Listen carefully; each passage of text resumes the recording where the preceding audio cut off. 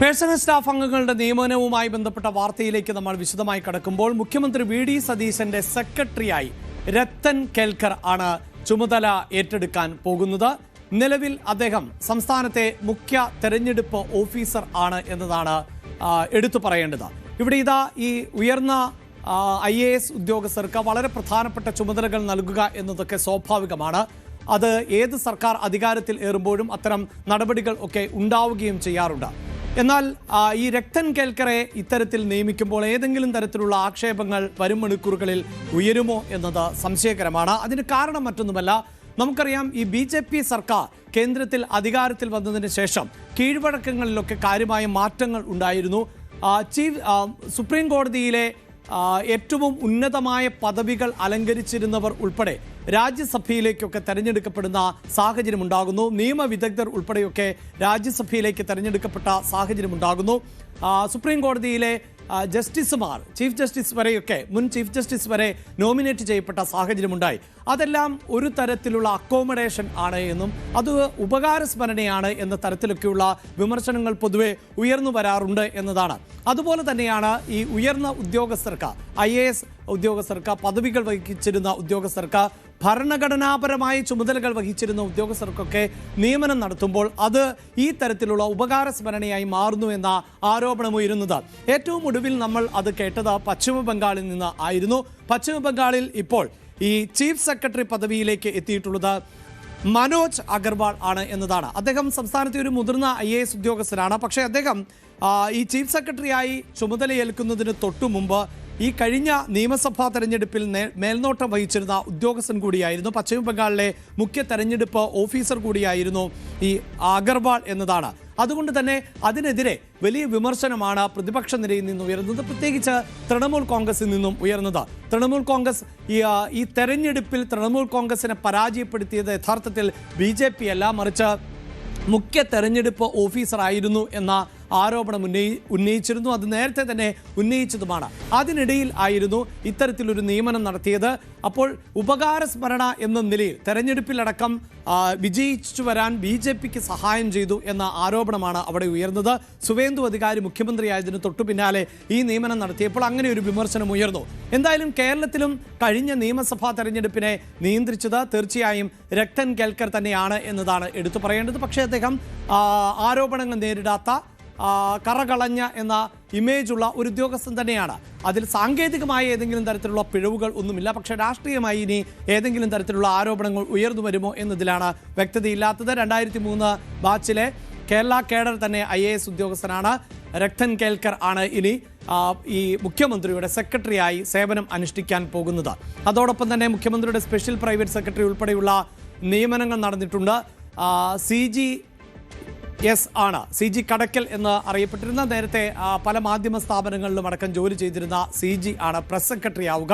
പ്രതിപക്ഷ നേതാവായിരിക്കെയും വി.ഡി. സതീശന്റെ പ്രസ് സെക്രട്ടറി ആയിരുന്നു CG. റോയ് മാത്യു ആണ് മീഡിയ സെക്രട്ടറി.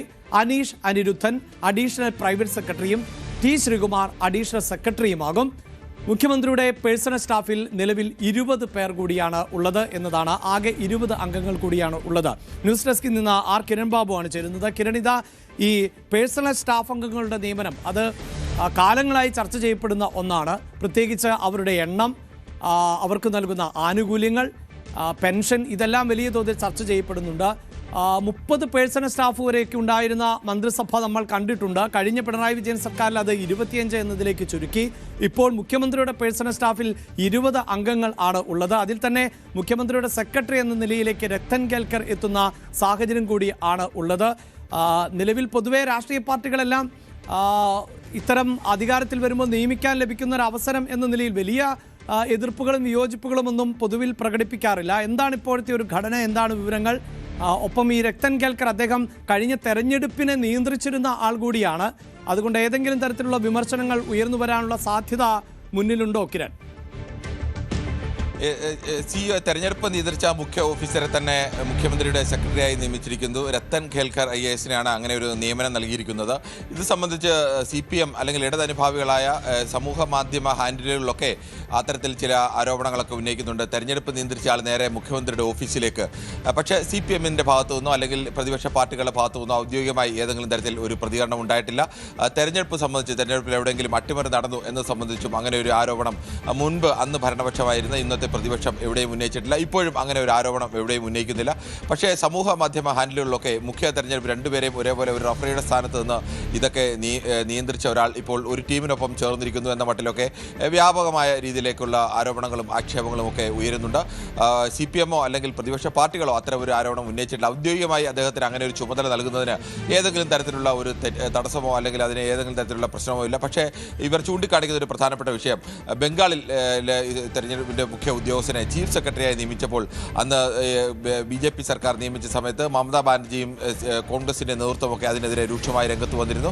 ഇങ്ങനെ ഇത് ഒരു ഒത്തുകളിയുടെ ഭാഗമാണ് അദ്ദേഹത്തെ ചീഫ് സെക്രട്ടറിയായി നിയമിച്ചത്, ഇത് തെരഞ്ഞെടുപ്പ് തന്നെ അട്ടിമറിച്ചതിൻ്റെ തെളിവാണ് എന്നതടക്കമുള്ള ഗുരുതരമായ ആരോപണങ്ങൾ ഉന്നയിച്ചിരുന്നു. പക്ഷേ കേരളത്തിൽ അത്തരം ആരോപണങ്ങൾ ഉയർന്നില്ലെങ്കിലും സമാനമായ രീതിയിൽ തന്നെയാണ് കേരളത്തിലും അങ്ങനെ നിയമനം വരുന്നത്. ചീഫ് സെക്രട്ടറി സ്ഥാനത്തേക്കല്ല, മുഖ്യമന്ത്രിയുടെ സെക്രട്ടറി സ്ഥാനത്തേക്കാണ്. മുഖ്യമന്ത്രിയുടെ സെക്രട്ടറി സ്ഥാനം സ്വാഭാവികമായും ആ പദവി എന്നതിന് നൽകുന്ന ഒരു വലിയ പവറുണ്ട്. റാങ്കോ അല്ലെങ്കിൽ മറ്റെന്തെങ്കിലും അല്ല, അതൊരു പ്രൊമോഷനൊന്നുമല്ല. പക്ഷേ മുഖ്യമന്ത്രിയുടെ സെക്രട്ടറി എന്ന് പറയുമ്പോൾ സ്വാഭാവികമായും ഉദ്യോഗസ്ഥർക്കിടയിൽ അതിന് ഏറ്റവും കൂടുതൽ അധികാരവും ശക്തിയും ഒക്കെ ഉള്ള ഒരു വകുപ്പാണ്. അങ്ങനെ സുപ്രധാനമായ ഒരു സ്ഥാനത്തേക്ക് തെരഞ്ഞെടുപ്പിനെ നിയന്ത്രിച്ച മുഖ്യ ഉദ്യോഗസ്ഥൻ CEO തന്നെ വരുന്നു എന്നുള്ളതാണ്. അതാണ് ഇപ്പോൾ സമൂഹ മാധ്യമങ്ങളിലൊക്കെ വലിയ ചർച്ചയായിരിക്കുന്നത്. ഇനിയിപ്പോൾ നമുക്കറിയേണ്ടത് ഇടതു പാർട്ടികളുടെ ഭാഗത്തു നിന്നോ BJP-യുടെ ഭാഗത്തു നിന്നോ ഇതിനെതിരെ ഏതെങ്കിലും തരത്തിലുള്ള പ്രതികരണം ഉണ്ടാകുന്നുണ്ടോ. എന്തായാലും അത്തരം പ്രതികരണങ്ങളൊന്നും ഇതുവരെ അവർ വന്നിട്ടില്ല എന്ന് മാത്രമല്ല, തെരഞ്ഞെടുപ്പിൽ ഏതെങ്കിലും തരത്തിൽ അട്ടിമറി ഉണ്ടായതായുള്ള ഒരു ആരോപണവും നേരത്തെയോ അല്ലെങ്കിൽ ഇതുവരെയും ഈ രണ്ട് പാർട്ടികളും ഉന്നയിച്ചിട്ടുമില്ല. ഇനി അത്തരം കാര്യത്തിൽ സ്വാഭാവികമായും ഒരു അഭിപ്രായം ഉണ്ടാവും. കാരണം ബംഗാളിലെ കാര്യങ്ങൾ ചൂണ്ടിക്കാട്ടി അന്ന് കോൺഗ്രസ് എടുത്ത ദേശീയ നേതൃത്വം എടുത്ത നിലപാടും കേരളത്തിലെ നിലപാടിൽ എന്തുകൊണ്ടാണ് മറിച്ചൊരു നിലപാടുണ്ടായത് എന്നുള്ള ചോദ്യം സ്വാഭാവികമായും ഉയരാനും സാധ്യതയുണ്ട്.